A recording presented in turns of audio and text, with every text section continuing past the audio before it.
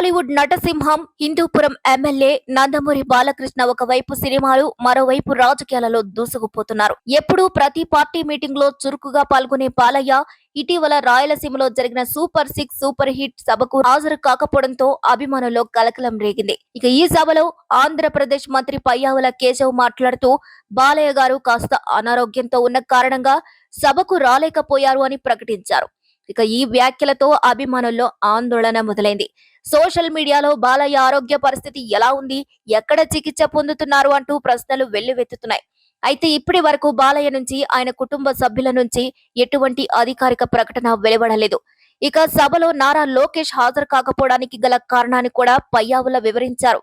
నేపాల్లో చోటు చేసుకున్న హింసాత్మక ఘటనల నేపథ్యంలో అక్కడ చిక్కుకుపోయిన భారతీయులను రక్షించేందుకు లోకేష్ మానిటరింగ్ చేస్తున్నారని చెప్పారు. అందుకే ఆయన సభకు రాలేదని వెల్లడించారు. అయితే బాలయ్య ప్రస్తుతం రాజకీయాల్లో హిందూపురం నుంచి వరుసగా మూడోసారి ఎమ్మెల్యేగా గెలిచారు. మరోవైపు సినీ రంగంలో కూడా వరుస విజయాలతో దూసుకుపోతున్నారు.